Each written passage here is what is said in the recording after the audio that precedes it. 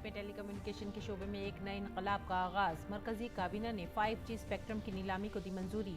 20 साल के लिए मजमूई तौर पर 72,097.85 मेगाहर्ट्ज स्पेक्ट्रम की जुलाई के आखिर तक होगी नीलामी।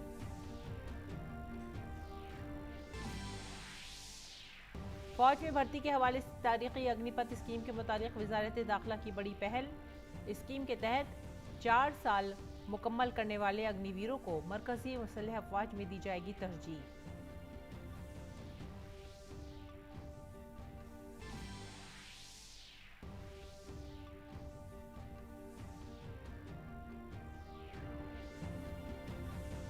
सदारती इंतखाबात के लिए मुश्तरका उम्मीदवार खड़ा करने की अपोजिशन जमातों की कोशिशों को धचका। बीजू जनता दल, आम आदमी पार्टी और TRS ने ममता बनर्जी की मीटिंग से किया इज्तनाब। इलेक्शन कमीशन ने सदारती इंतखाबात का नोटिफिकेशन किया जारी। नेशनल हेराल्ड मामले में कांग्रेस लीडर राहुल गांधी की आज मुसलसल तीसरे दिन एनफोर्समेंट डायरेक्टरेट के सामने पेशी। कांग्रेस लीडरों का एहतजाज आज भी रहा जारी। कई मकामात पर पुलिस एहलकार की तैनाती।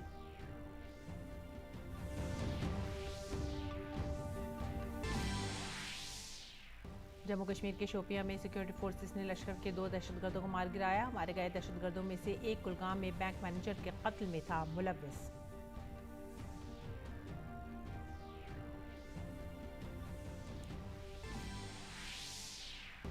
मई के महीने में बरामदात 20% से ज्यादा इजाफे के साथ 39 अरब डॉलर की सतह पर पहुंची।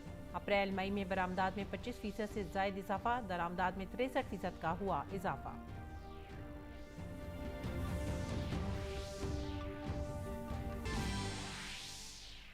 अमेरिका का फेडरल रिजर्व आज फिर जारी करेगा सूद की नई शरह। शरह सूद में इजाफे के अंदेशे से 2 दहाई में सबसे बुलंद सतह पर पहुंचा डॉलर की कीमत।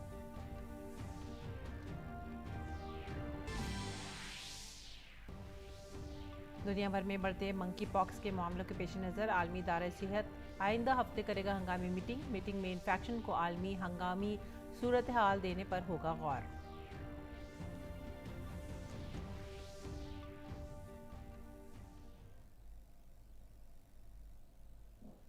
आदाब नाज़रीन, उर्दू खबरों में आप सभी का खैर मकदम है। मैं हूं सादिया अलीम। नजर डालते इस वक्त की खास खबरों पर। वजीर आज़म नरेंद्र मोदी की ज़ेर सदारत मरकजी काबीना ने 5G स्पेक्ट्रम की नीलामी को मंजूरी दे दी है। टेलीकॉम कंपनियां तवील अरसे से 5G स्पेक्ट्रम की नीलामी का इंतजार कर रही थीं। इसी फैसले से मुल्क में मवासलात के शोबे में एक नया इनकलाब बरपा हुआ है। इसके तहत वजारत टेलीकॉम इस हफ्ते से दिलचस्पी रखने वाले टेलीकॉम कंपनियों से दरख्वास्तें तलब करेगी। काबीना के फैसले के मुताबिक नीलामी का अमल जुलाई के आखिर तक मुकम्मल कर लिया जाएगा, जिसमें मजमूई तौर पर 72,097.85 मेगाहर्ट्ज स्पेक्ट्रम की नीलामी की जाएगी। यह नीलामी 20 साल की मुद्दत कार के लिए होगी। हुकूमत कम, दरमियाने और हाई फ्रिक्वेंसी के 9 स्पेक्ट्रम बैंडों की नीलामी करेगी। हुकूमत ने अपने बयान में कहा कि digital India, startup India, make in India वगैरह के जरिए डिजिटल कनेक्टिविटी हुकूमत की पॉलिसी के अहम हिस्से में शामिल रही है। मिड और हाई बैंड स्पेक्ट्रम का इस्तेमाल टेलीकॉम सर्विस फराहम करने वाली 5G टेक्नोलॉजी पर मबनी खिदमात को रोल आउट करने के लिए किया जाएगा, जिससे रफ्तार और सलाहियत में बेहतरी आएगी। यह मौजूदा 4G सर्विसेज से तकरीबन 10 गुना ज्यादा बेहतर होंगे। इस नीलामी में टेलीकॉम कंपनियां 600 से 1800 मेगाहर्ट्ज बैंड और 2100, 2300 और 2500 मेगाहर्ट्ज बैंड की नीलामी के लिए दरख्वास्त दे सकेंगी। ब्रॉडबैंड, खासतौर पर मोबाइल ब्रॉडबैंड, शहरियों की रोजमर्रा जिंदगी का एक लाजमी हिस्सा बन चुका है। 2015 के बाद से मुल्क भर में 4G खिदमात में तेजी से तोसी से इसे फरोग मिला है। आज 80 करोड़ सारिफीन की ब्रॉडबैंड तक रिसाई मुमकिन है, जबकि 2014 में यह तादाद सिर्फ 10 करोड़ थी। अब बात करते हैं अग्निपथ स्कीम की। अग्निपथ स्कीम से मुतालिक वजारत दाखिला ने एक बड़ा ऐलान किया है। वजारत दाखिला ने मरकजी पुलिस फोर्स और आसाम राइफल्स की भर्ती में इस स्कीम के तहत 4 साल मुकम्मल करने वाले अग्निवीरों को तरजीह देने का फैसला लिया है। वजीर दाखिला के दफ्तर ने ट्वीट करते हुए कहा है कि अग्निपथ योजना नौजवानों के रोशन मुस्तकबिल के लिए वजीर आजम मोदी का एक दूररस और खुश आइंद फैसला है। इस तनाज़ुर में आज वजारत दाखिला ने CAPF और आसाम राइफल्स की भर्ती में इस स्कीम के तहत 4 साल मुकम्मल करने वाले अग्निवीरों को तरजीह देने का फैसला किया है। ट्वीट में कहा गया है कि वज़ीर आज़म मोदी जी की रहनुमाई में वज़ारत दाखिला के इस फैसले से अग्निपथ योजना से तरबियत याफ्ता नौजवान और भी आगे बढ़कर मुल्क की खिदमत और सलामती में अपना ताउन देंगे। इस फैसले पर बड़े पैमाने पर मंसूबा तैयार करने का काम शुरू कर दिया गया है।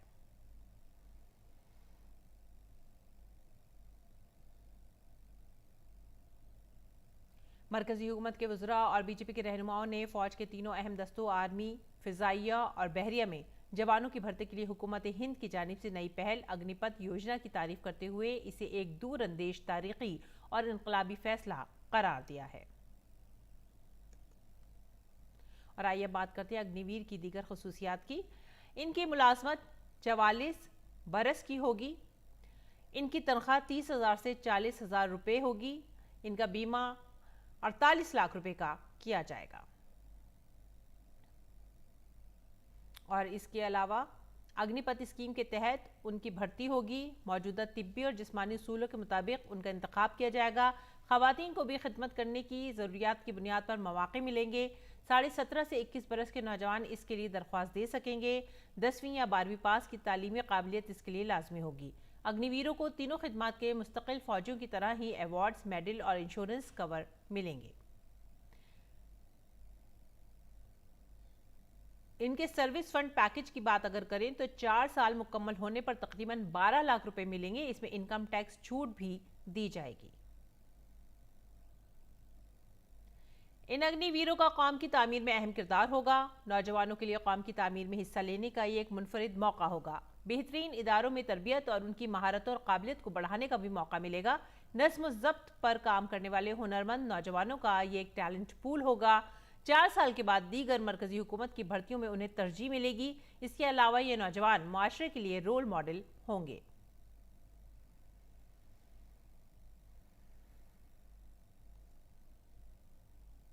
और हुकूमत की तरफ से ऐलान करदा अग्निपथ स्कीम का खैर मकदम करते हुए deputy chief of army staff lieutenant general BS Raju ने कहा कि अग्निवीर जवानों की औसत उम्र को कम करके उन्हें मजीद फिट बनाने में कामयाब होंगे। उन्होंने कहा कि एक फौजी जवान की औसत उम्र 32 से 33 साल के लगभग होती है। अग्निपथ के साथ तकरीबन 108 से 8 से 10 वर्षों में हम फौजियों की प्रोफाइल को 26 साल तक कम करने में कामयाबी हासिल करेंगे। ये फौज को मजीद फिट करेगा। हम मुश्किल इलाकों में जहां फौजी काम करते हैं ज्यादा मुश्किल हालात से निपटने के काबिल हो सकेंगे। Today we see that the average age of an Indian Army soldier is approximately 32 to 33 years, and with the Agniveer and the Agnipath scheme coming into the fold, in around 8 to 10 years we will be able to lower the profile of the soldier to approximately 24 to 26 years, and this will only make the army fitter. We'll be able to handle more challenging situations that we come across in the difficult areas that our troops operate in. उन्होंने बताया कि अब से 90 दिन बाद अग्निवीरों की पहली भर्ती रैली होगी। लेफ्टिनेंट जनरल BS राजू ने बताया कि अब से तकरीबन 180 दिनों के बाद हमारे तरबियती मराकज़ में पहले भर्ती होने वाले अफराद होंगे और अब से तकरीबन 1 साल बाद हमारी बटालियनों में सबसे पहले अग्निवीर ही आएंगे। COVID last 2 years the recruitment had been stalled. Now with the announcement of the Agnipath scheme, we will be rolling out the recruitment process very soon. Just to give you some kind of timelines, 90 days from now, the first of the recruitment rally will take place, and approximately 180 days from now, the first of the recruit will actually be in our training centers, and a year from now, approximately, we will have first of the Agniveers coming into our battalions. Deputy chief of army staff lieutenant general BS Raju ने मजीद कहा कि हम भारतीय फौज के लिए लाजमी skill status में पहले से अहल अफराद को भर्ती करने के लिए पुरज़्म हैं। हम IIT पॉलीटेक्निक के वसाइल को इस्तेमाल करेंगे ताकि जब हम उन्हें फौज में ले जाएं तो बाद में तरबियत की ज़रूरत कम हो। रेलवे के मरकजी वजीर अश्विनी वैष्णव ने कहा है कि रेलवे में 1,48,000 इजाफी नई भर्तियों पर तेजी से काम जारी है। रेलवे में गुज़िश्ता 8 सालों में सालाना औसतन 43,678 अफराद को भर्ती किया गया है। फौज में भर्ती का कदम वज़ीर आज़म नरेंद्र मोदी की तरफ से अगले 18 महीनों में मुख्तलिफ महकमों और वजारतों में 10 लाख अफराद को भर्ती करने की हिदायत के बाद उठाया गया है। इलेक्शन कमीशन ने आज सदारती इंतखाब का नोटिफिकेशन जारी कर दिया है। मुल्क की 16वीं सदर के इंतखाब के लिए नामजदगी की आखिरी तारीख 29 जून मुकर्रर की गई है। काबिल जिक्र है कि सदारती इंतखाब के लिए इंतखाब 18 जुलाई को होगा और नताइज का ऐलान 21 जुलाई 2022 को किया जाएगा। मुख्तलिफ सियासी जमातों में इस इंतखाब के तय जोश व खरोश बढ़ गया है।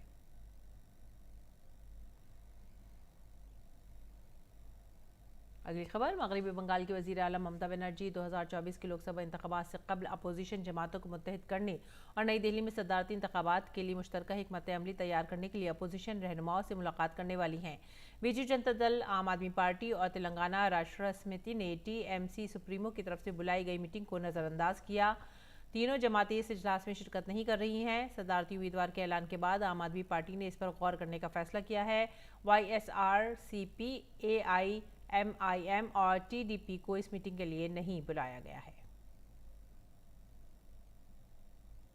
तृणमूल कांग्रेस की सरबराह ममता बनर्जी और मार्क्सवादी कम्युनिस्ट पार्टी की जनरल सेक्रेटरी सीताराम येचुरी ने कल राष्ट्रवादी कांग्रेस पार्टी की सरबराह शरद पवार से मुलाकात की ताकि सदारती इंतखाबात के मामले पर तबादला ख्याल किया जा सके। येचुरी ने मीटिंग से कहा कि शरद पवार ने सदारती इंतखाब में अपोजिशन को उम्मीदवार बनने से साफ तौर पर इनकार कर दिया है। और नेशनल हेराल्ड से जुड़े मनी लॉन्ड्रिंग के मामले में कांग्रेस लीडर राहुल गांधी आज लगातार तीसरे दिन ईडी के दफ्तर पहुंचे। ख्याल रहे कि नेशनल हेराल्ड के 2000 करोड़ रुपए के असासों में मुबैना तौर पर खुर्द बुर्द के इल्जामात के सिलसिले में ईडी गुज़िश्ता 2 दिनों से राहुल गांधी से पूछताछ कर रही है। इल्जाम है कि पहले कांग्रेस पार्टी ने AJL को 90.25 करोड़ रुपए का बिलासूद कर्ज दिया, जिसे वापस नहीं किया गया।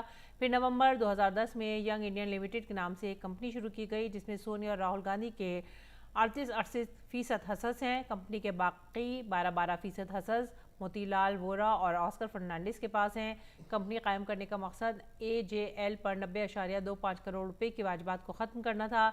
इल्ज़ाम है कि यंग इंडियन ने साल 2011 में AJL के तकरीबन तमाम शेयर और जायदादें खरीद लीं। उसके बाद कांग्रेस पार्टी ने भी 90 करोड़ का कर्ज माफ़ कर दिया। इस तरह कांग्रेस पार्टी की झोली में 2000 करोड़ रुपए से ज़्यादा के असासे आ गए। इस मामले में कांग्रेस की अबूरी सदर सोनिया गांधी को 23 जून को ईडी के सामने पेश होना है। नेशनल हेराल्ड मामले में इन्फोर्समेंट डायरेक्टरेट के जरिए कांग्रेस मेंबर पार्लियामेंट राहुल गांधी की पूछगछ के मामले में कांग्रेस लीडरों और कारकुनों के जरिए किए जा रहे तशद्दुद पर सवाल उठाते हुए बीजेपी ने कहा है कि तशद्दुद के जरिए बदनवानी के मामले को छुपाने की कोशिश की जा रही है। उन्होंने कहा कि कांग्रेस अपने इस रवैये से इंतहाई पस्ता नजर आ रही है। अपनी पार्टी के अंदर भ्रष्टाचार करके पार्टी की संपत्ति और धन का हरण कर लेना, यह एक ऐसा विचित्र उदाहरण था। और उसके बाद यह विषय यूपीए सरकार के शासनकाल में 1 नवंबर 2012 को प्रारंभ हुआ। नंबर 3, इस विषय का किसी भी प्रकार से सरकार की एजेंसीज के द्वारा इनिशिएशन नहीं हुआ। हाई कोर्ट के निर्देश के ऊपर ही कार्रवाई हुई और हाई कोर्ट के निर्देश पर ही उनको बेल लेनी पड़ी।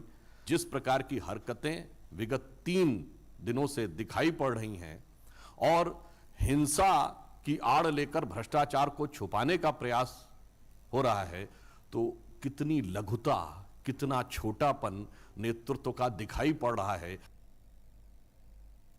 तमिलनाडु के चेन्नई में इनकम टैक्स महकमे के आला हुक्काम MGM ग्रुप के 20 मकामात पर दबिश दे रहे हैं। इनकम टैक्स हुक्काम अम्यूजमेंट पार्क चलाने वाली MGM ग्रुप कंपनियों के खातों की जांच कर रहे हैं। MGM ग्रुप चेन्नई, नेल्लई और बेंगलुरु में तफरीही पार्क और थीम पार्क चलाता है। MGM ग्रुप पर टैक्स चोरी का इल्जाम है। और महाराष्ट्र के वजीर ट्रांसपोर्ट और शिवसेना लीडर अनिल परब ने इन्फोर्समेंट डायरेक्टरेट से वक्त मांगा है। डायरेक्टरेट ने उन्हें आज पूछगछ के लिए तलब किया था। अनिल परब से रत्नागिरी के दापोली इलाके में एक रिजॉर्ट की तामीर में कोस्टल रेगुलेशन जोन की दफात की मुबैना खिलाफ वर्जी से मुतालिक मनी लॉन्ड्रिंग केस में पेश होने को कहा गया था।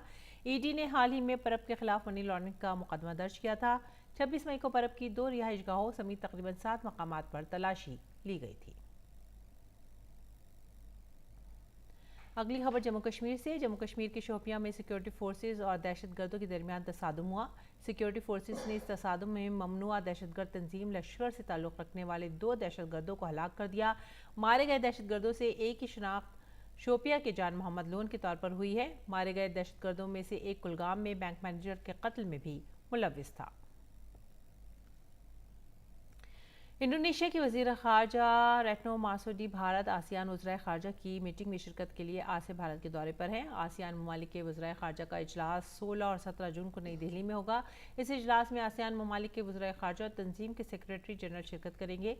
वज़ारत ख़ारजा के मुताबिक इसका एहतमाम ग्रुप के साथ मज़ाकराती ताल्लुकात की 30वीं सालगिरह और आसियान के साथ स्ट्रैटेजिक इत्तेहाद की 10वीं सालगिरह के मौके पर किया जा रहा है।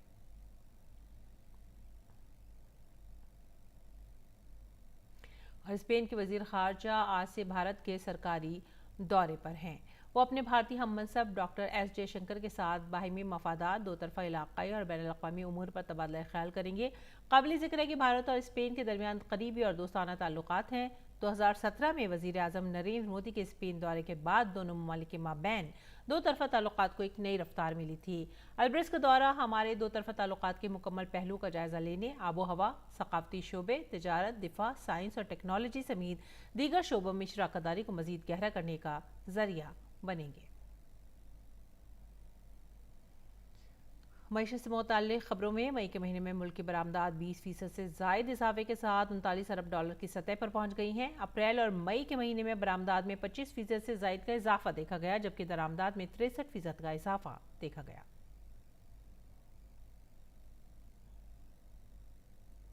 तिजारत और सनत के वज़ीर पीयूष गोयल ने आलमी तिजारती तंजीम की वज़ारती कॉन्फ्रेंस में वाज़ेह किया कि माहीगिरी के मुआहदे के हवाले से जो मुसव्वदा तैयार किया गया है वो भारत को मंजूर नहीं है।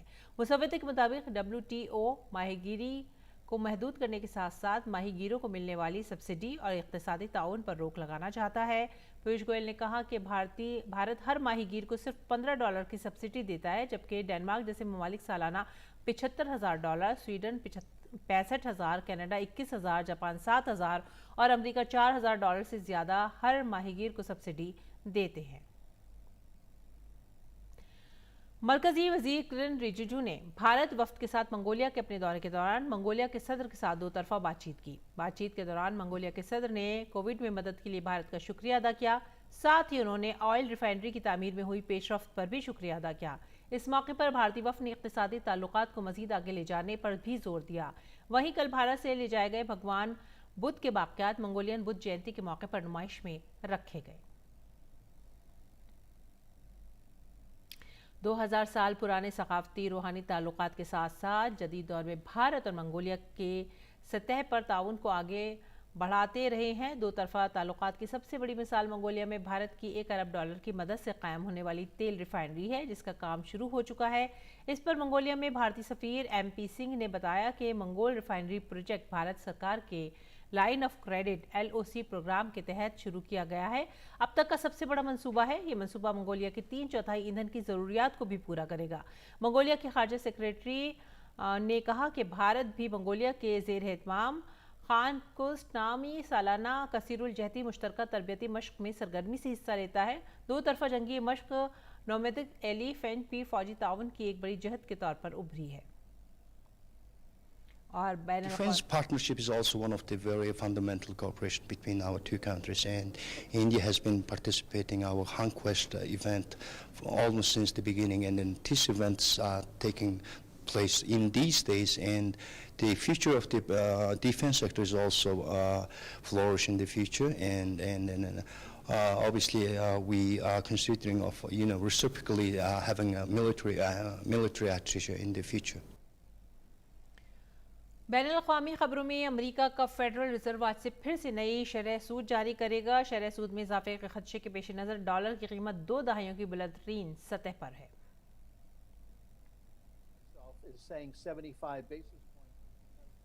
और आलमी इदारे सेहत ने कहा है कि वो अगले हफ्ते एक हंगामी इजलास मुनक़्क़िद करेगा, जिसमें फैसला किया जाएगा कि क्या मंकी पॉक्स की बैनुल अक़वामी सेहत इमरजेंसी के तौर पर दर्जाबंदी की जाए या नहीं। यह अक़वाम मुत्तहिदा के सेहत के इदारे की जानिब से जारी करदा सबसे ऊंचे दर्जे की वार्निंग है, जो फिलहाल सिर्फ कोविड और पोलियो पर नाफिज होती है। आलमी इदारे सेहत के डायरेक्टर जनरल टेड्रोस गैब्रियस ने कहा है कि मंकी पॉक्स का फैलना गैर मामूली और तशवीशनाक है, इसलिए इजलास बुलाने का ऐलान किया गया है। प्रेस ब्रीफिंग के दौरान उन्होंने कहा कि इस साल अब तक 39 ममालिक से 1600 से ज़ायद तस्दीक शुदा मामले आलमी इदारे सेहत को रिपोर्ट किए जा चुके हैं और 1500 के करीब मंकी पॉक्स के मुश्तबा मामले सामने आए हैं। इनमें से 7 ममालिक में कई सालों से मंकी पॉक्स है, लेकिन 32 नए मुतासरा ममालिक हैं। इसके अलावा इस साल अब तक पहले से मुतासरा मुल्कों में 72 अफराद हलाक चुके हैं, नए मुतासरा ममालिक से अब तक किसी हलाकत की इत्तला नहीं है। ताहम आलमी इदारे सेहत ब्राज़ील से मंकी पॉक्स से मुतालिक मौत की खबर की तस्दीक करने की कोशिश कर रहा है। और नाज़रीन, आइए अब बात करते हैं कचरे से बने पार्क की। जी हाँ, जनूबी अंडमान की पोर्ट ब्लेयर में वेस्ट टू वंडर्स पार्क बनाया गया है। ये park port Blair municipal council और एक NGO के ताउन से तैयार किया गया है। क्या खास बात है इस पार्क में, बता रहे हैं हमारे नामानिगार ग्रीश निशाना अपनी इस रिपोर्ट में। ये अंडमान जजायर पर पोर्ट ब्लेयर का वेस्ट टू वंडर्स पार्क है।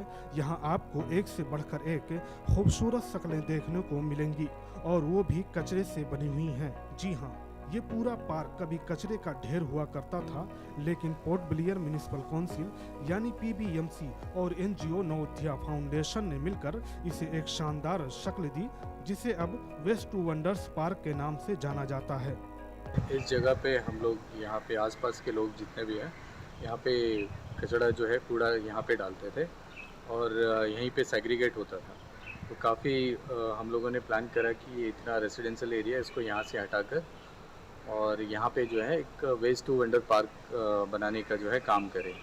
तो नवोदया फाउंडेशन एक NGO है, उनके द्वारा और PBMC हमारे PBMC के द्वारा जो है दोनों के टाई अप करने के बाद जो है दोनों ने मिलकर जो है यहाँ पे वेस्ट टू वंडर पार्क बनाया है, जिसमें जो पुरानी लकड़ियाँ हैं जो जहाज़ में कंटेनर में बैलेट्स आते हैं सब्जी के पेटी के नीचे, तो वो सारे लकड़ियों को यूज़ किया गया है। यहाँ पर एक तरफ पुरानी सीढ़ी से मोर की शक्लें बनाई गई हैं, तो दूसरी तरफ पुराने टायरों को भी खूबसूरत और दिलकश शक्ल दी गई है। इस पार्क में कहीं चप्पलों के वेस्ट से एनाकोंडा देखा जा सकता है, तो प्लास्टिक की बोतलों में लगे पौधे भी सबको अपनी तरफ मुतवज्जे करते हैं। गिरीश निशाना, DD news, port Blair Urdu खबरें। इंदौर में इंजीनियरिंग के कुछ तलबा ने फार्मूला 1 रेसिंग कार बनाई है, जो इस साल अगस्त में मुनक्किद होने वाले मुकाबले में हिस्सा भी लेगी। ये कार न सिर्फ 3 लाख रुपए में तैयार हुई है, इसके मैकेनिज्म से लेकर हर आला कॉलेज की लैब में ही तैयार किया गया है। आइए देखते हैं क्या खुसूसियात हैं इस कार की। ये एक फार्मूला 1 रेसिंग कार है। इंदौर के एक निजी कॉलेज में तैयार की गई इस कार को 22 अगस्त से नोएडा में होने वाले सुपरा फार्मूला कार रेसिंग मुकाबले के लिए मुंतखब किया गया है। इससे कबल ये SGSITS कोयम्बटूर में एक बैनुल-अक़वामी तकरीब के लिए जा चुकी है। मैकेनिकल, IT, कंप्यूटर, सिविल और इलेक्ट्रिकल इंजीनियरिंग के 25 तलबा ने मिलकर ये कार बनाई है। टीम के कप्तान दिव्यांशु पारेख हैं। इसकी डिजाइनिंग और इसके पुर्जे से लेकर इसके तरीक़ेकार तक हर चीज कॉलेज के लैब में तैयार की गई है। हमारी इंस्पिरेशन ऑफ कोर्स हमारे फैकल्टीज़ हैं, जिनने हमको ये अपॉर्चुनिटी दी कि हम इस कंपटीशन में, इन कॉम्पिटिशन्स में पार्टिसिपेट कर सकें। इसको बनाने में लगभग 9 महीने का समय, 9 से 10 महीने बोलना चाहूँगा मैं, जिसमें डिज़ाइनिंग और मैन्युफैक्चरिंग दोनों इंक्लूडेड है। और हमारी टीम 25 लोगों की टीम है। इस कार को बनाने में तकरीबन 3 लाख रुपए खर्च हुए हैं और इसे बनाने में तकरीबन 9 से 10 माह तक का वक्त लगा है। खुसूसी टेक्नोलॉजी के इस्तेमाल की वजह से ये गाड़ी फिजाई आलूदगी का बाइस नहीं बनेगी। इसके इंजन में कैटलिटिक कन्वर्टर लगाया गया है। इस रेसिंग कार की रफ्तार 140 किलोमीटर फी घंटे है।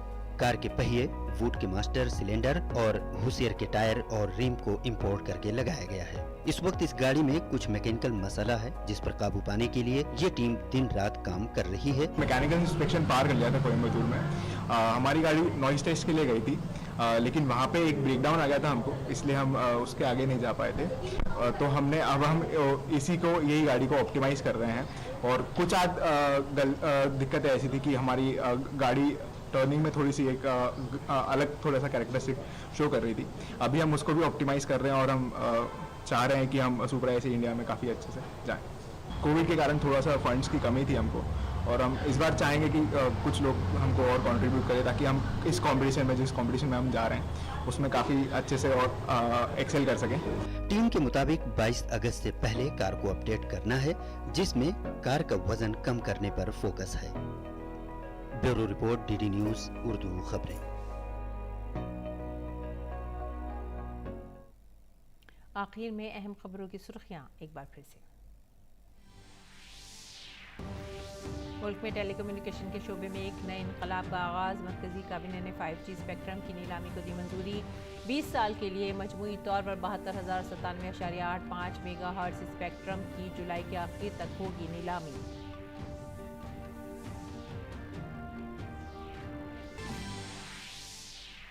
फौज में भर्ती के हवाले से तारीखी अग्निपथ स्कीम के मुताबिक वजारत दाखिला की बड़ी पहल। स्कीम के तहत 4 साल मुकम्मल करने वाले अग्निवीरों को मरकजी मुसल्लह अफवाज में दी जाएगी तरजीह।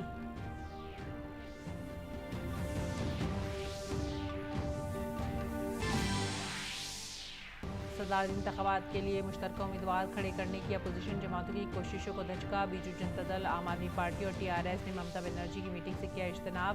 इलेक्शन कमीशन ने सदारती इंतखाबात का नोटिफिकेशन किया जारी।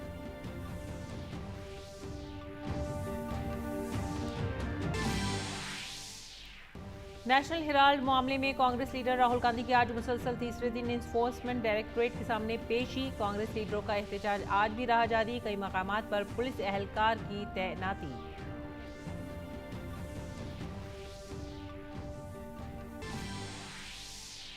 जम्मू कश्मीर के शोपियां में सिक्योरिटी फोर्सेस ने लश्कर के 2 दहशतगर्दों को मार गिराया। मारे गए दहशतगर्दों में से एक कुलगाम में बैंक मैनेजर के कत्ल में था मुलव्विस।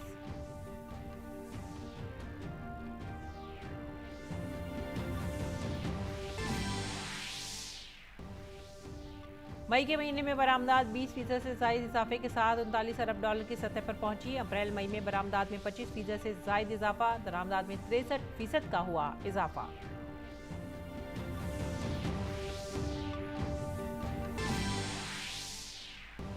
अमेरिका फेडरल रिजर्व आज फिर से जारी करेगा सूद की नई शरह। शरह सूद में इजाफे के अंदेशे से 2 दहाई में सबसे बुलंद सतह पर पहुंचा डॉलर।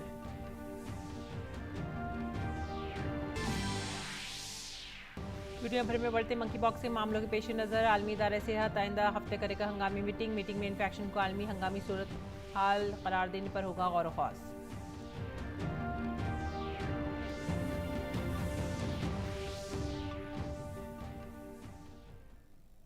इसी के साथ ही वक्त हो गया आप सभी से विदा लेने का। आप हमारी पूरी टीम को दीजिए इजाज़त।